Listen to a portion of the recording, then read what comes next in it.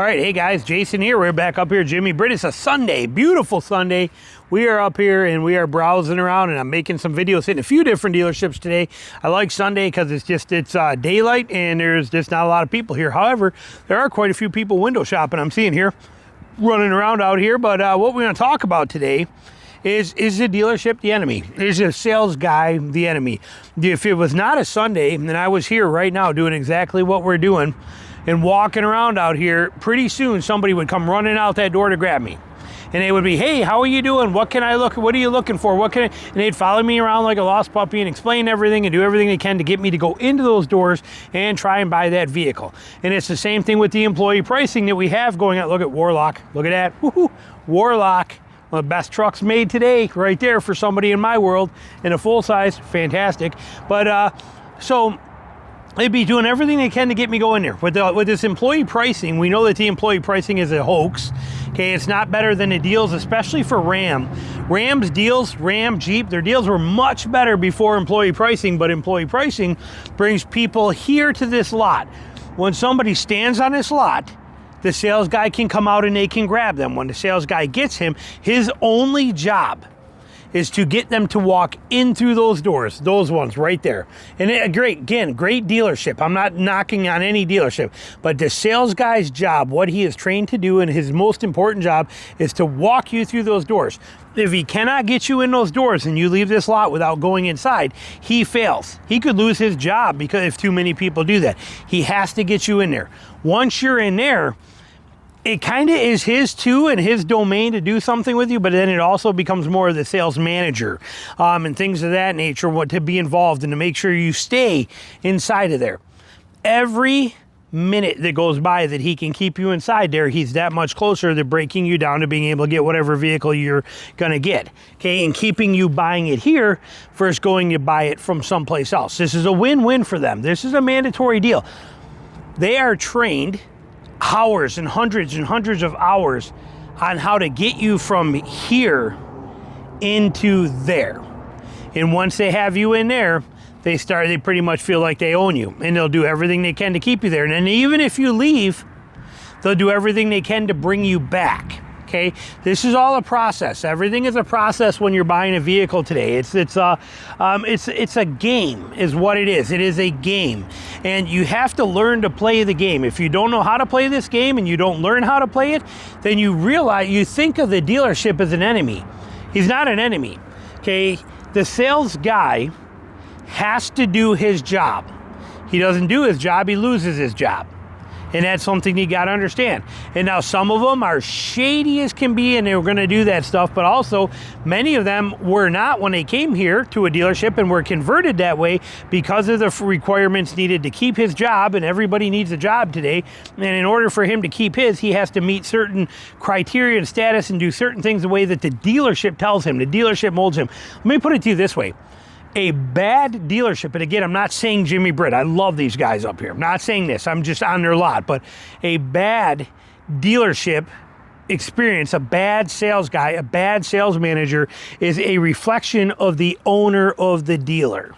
Okay, that's where it is. It all trickles downhill. It's the guy that owns the dealership that sets the rules, that sets the pace, that sets the way you're going to do things, that sets the addendums, that sets the what you're going to accept, what you're not going to accept. It tells you what to push, how far to push your sell rate versus buy rate, how far to push it. He tells them everything. He sets the rules on how far to go to screw a customer. The owner does. Yet when you come up here to buy a vehicle, you have zero experience or acknowledgement or interaction with the owner. You get to deal with his team that he has trained. And so a lot of people feel that that's an enemy. They look at the whole dealership experience as an enemy out there to screw you. They're out there to do their job, is what they are there to do. Now you have two choices. You can be somebody that can come in here and get screwed over, which is their job, is to take as much money from you as they possibly can. It is their job. It is like an attorney. Okay, everybody hates attorneys and thinks of them as sharks until they need an attorney. When they need an attorney, they expect an attorney to do exactly what they hate them doing. Okay, it's the same concept here. When you don't need a car, then you can hate dealers all you want or not care. But when you need one and you have to deal with them, it may not be the experience you're looking for, or it can be. It's your job to learn the game. or learn at least how to play it. And if you don't want to play it, it's your job to learn how to bypass it. Okay, how do you bypass it? What if you don't want to deal with this and you're literally like, they're the enemy, I hate them, they hate me, I want nothing to do with them, I can't stand them, they're all crooks, bottom of the barrel, we want nothing to do with it. Then you either do one of two things. One, you hire a concierge service to buy the car for you, and you make one phone call to them, say Car Edge, for example, or Delivered, or whoever you're going to call, and you call them up and you say, hey, here's what I want this vehicle right here, I want this Ram. I want a Ram right here, 1500 e-torque, simple, basic. This has got the V6 in it. I want this one right here. This is what I'm looking for. Find me this. They say, okay, not a problem. They call you back, and they call you back a day later, say, we found you the vehicle. We saved you $3,000 off MSRP. You're like, yes. Tell me where to pick it up. You come in and you pick it up. It's done. It's that easy. Pay the concierge service $1,000. Problem solved. There it is. That's one way to do it. The other way is to just not deal with them at all. Like I don't, as far as coming in here and deal with them. I come up to dealership lots. I'm at dealership lots 7 times a week doing videos, doing things like this. But when I buy a car, I do not come to a dealership. I do not at all. I come up here to test drive a vehicle and see what I think of it and if it's the one I want to buy. But then I'm done. I'm not coming back here again. I do all my sales over the phone or through text messages or emails. I don't have the time or energy to sit to come. If I wanted to go check 5 different dealerships and compare them, you think I have 2 hours per dealership? You think I got 10 hours to spend at a dealership? No way. My idea of negotiating cars is I call up the dealership and I say, hey, you have one of these. Is it still available? Here's a stock number. Yes, sir, we still have that one. When would you like to come see it? I'm not coming to see it. Here's the deal. Here's the numbers I'm at. Can you match it? Talk to your sales manager. Get back to me. Here's my phone number. If he can do this, I'll come by it today. If he can't, then I move on to the next one. Okay, hold on. Oh, let's go. No, listen, it's real simple. Write this down. Grab a pencil. Here's how much money I'm willing to pay for it OTD, out the door. I don't care what your number is. This is a number it has to meet. Pay this number out the door. This is where we're at. And if your sales manager approves that and says you can do that, then I come up and pick it up. So call me back if he can.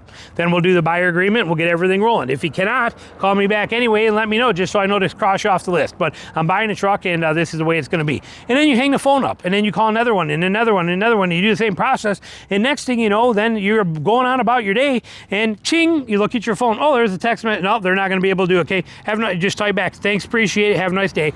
Sit here doing your thing, whatever you're doing, ching, another one comes in. Oh, they can't do it too. Ooh, they're close though. That's not bad. Appreciate that. Thank you. You're coming in second place. We'll let you know. Have a great day. Bling. Half hour goes by. Ching. Here comes another one. Oh, they're getting better too. They're actually now in second place, or they're in first place, but I still think I can do better. And then you wait. Ching. Another one comes. There it is, right there. Text them back. We'll be there Monday. Send me the complete buyer agreement. I will verify it, and if it's all good, we'll be there Monday at 8 a.m. to pick the vehicle up. Thank you very much for your time. Sends you back. Oh, perfect. Looks good. See you at 8 a.m. Monday. That's how you buy a car.